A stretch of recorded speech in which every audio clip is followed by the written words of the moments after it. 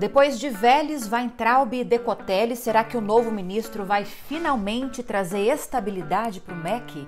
Eu sou Lívia Zanolini e este é o quadro Personagem da Semana. Já curtiu esse vídeo? Já se inscreveu aqui no canal? Ainda não? Então eu vou te dar 2 segundinhos para fazer isso agora antes de começar. Já deu. Vamos lá então.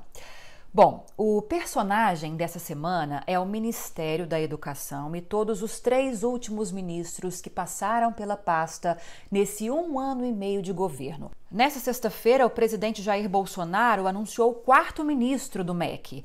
Renato Feder, que é secretário de Educação do Paraná, havia sido cotado antes mesmo de Decotelli, mas o presidente acabou optando pelo inflado currículo do agora ex-ministro.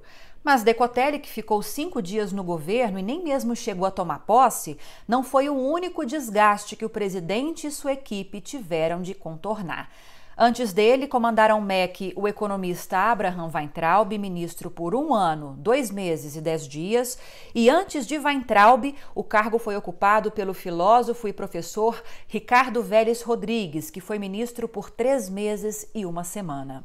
Mas vamos começar essa história lá do início. Essa relação conturbada entre Bolsonaro e a educação é muito mais antiga, até mesmo do que a vitória do presidente nas urnas. Ainda durante a campanha eleitoral, o capitão reformado do Exército não poupava críticas ao Exame Nacional do Ensino Médio, o Enem, ao que chama de ideologia de gênero nas escolas e também a política de cotas raciais, referindo-se inclusive a políticas de combate ao preconceito numa entrevista à TV Piauí em outubro de 2018, como coitadismo. Bom, mas vamos voltar ao MEC e aos 3 últimos ministros que são os protagonistas desse vídeo. No ministério, Vélez e Weintraub colecionaram declarações infelizes. E esse perfil polêmico de ambos, atrelado também a um perfil bastante ideológico e combativo, levaram os dois inevitavelmente para o mesmo sentido no governo, a demissão, ainda que não intencionalmente. Vélez assumiu em 1º de janeiro e foi demitido em 8 de abril em 2019, indicado pelo ideólogo Olavo de Carvalho, que é considerado o líder da ala ideológica do governo Bolsonaro. Vélez teve a gestão mais curta do MEC desde 1985. Algumas de suas declarações polêmicas marcaram, como, por exemplo, quando, numa entrevista à revista Veja, o ex-ministro chegou a dizer que o brasileiro viajando é um canibal. Diante da repercussão da fala, Vélez, que inclusive foi cobrado pelo Supremo Tribunal Federal a dar explicações, ele chegou a dizer que foi infeliz nessa comparação, mas que essa fala não poderia ser encarada como injúria, difamação ou calúnia. Na mesma entrevista, o ex-ministro disse ainda que o brasileiro rouba coisas dos hotéis, rouba o assento salva-vidas do avião e disse ainda que acha que o brasileiro sai de casa e pode carregar tudo. Esse é o tipo de coisa que tem que ser revertido na escola, disse o Vélez. O ex-ministro se defendeu dizendo que não teve a intenção de ferir com a honra dos brasileiros e que só utilizou uma figura de linguagem para potencializar a importância da mensagem. E não para por aí. A revista Nova Escola fez uma seleção de algumas passagens críticas do ex-ministro, além, claro, destas que eu já falei.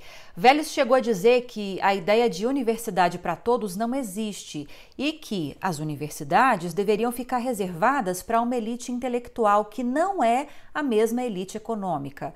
Chegou a pedir que escolas filmassem alunos cantando o hino nacional e ainda acusou o jornalista Anselmo Góes de ser treinado pela KGB, o que acabou virando meme nas redes sociais. E além dos desarranjos políticos e toda a repercussão negativa na mídia, o ex-ministro foi responsável por 18 exonerações no ministério em apenas 1 mês.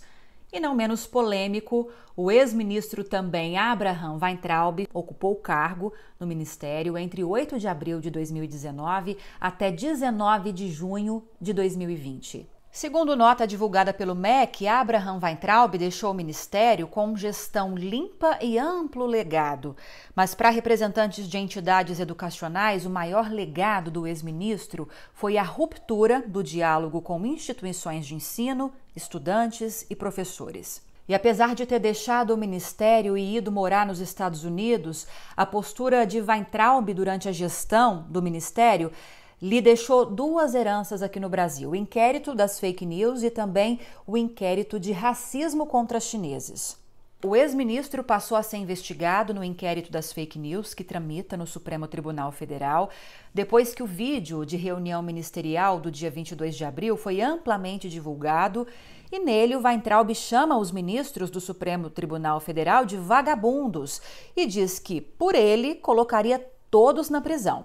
Já o inquérito sobre racismo, também aberto pelo STF, foi motivado por uma postagem do ex-ministro no Twitter, em que ele acusou a China de se beneficiar de propósito da crise do coronavírus e ainda criticou a forma como alguns chineses falam português ao compará-los com Cebolinha, aquele personagem da Turma da Mônica que troca o R pelo L. Mas, como Weintraub não é mais ministro, o ministro Celso de Mello retirou o inquérito do Supremo e mandou para a primeira instância.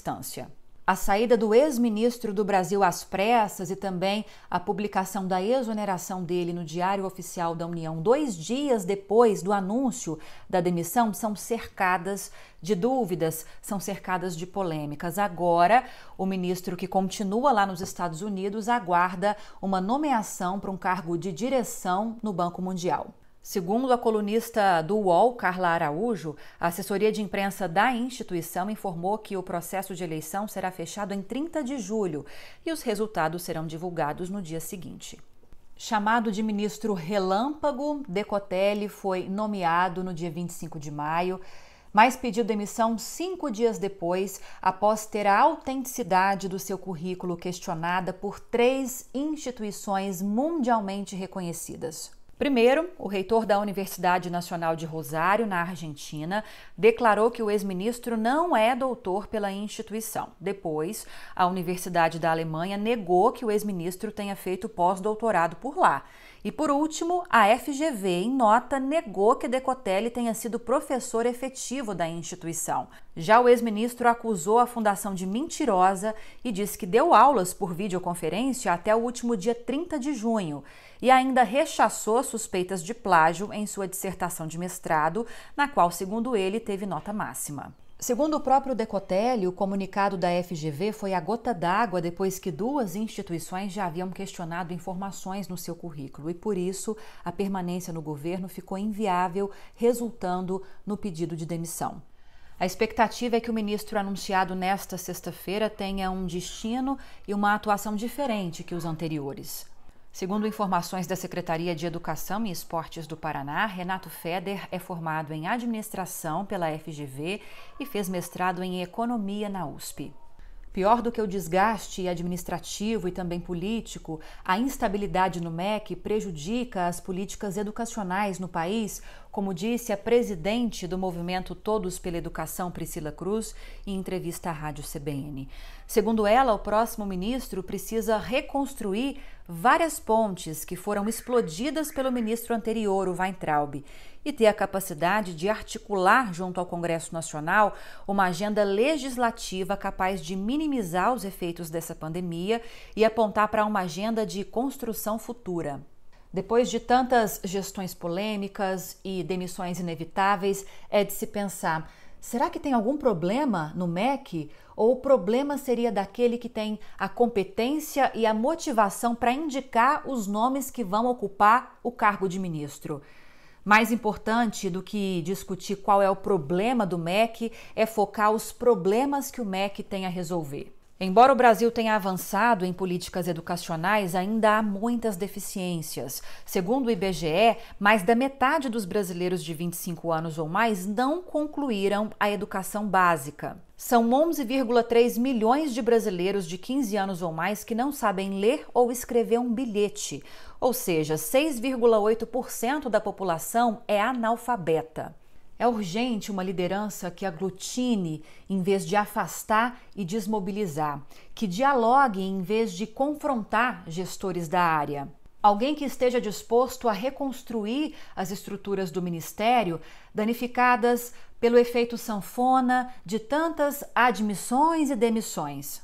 É o que esperamos de Feder ou quem quer que seja que ocupe o cargo de ministro da Educação. Gostou do vídeo? Então curta, compartilhe e se inscreva aqui no meu canal. E até a próxima!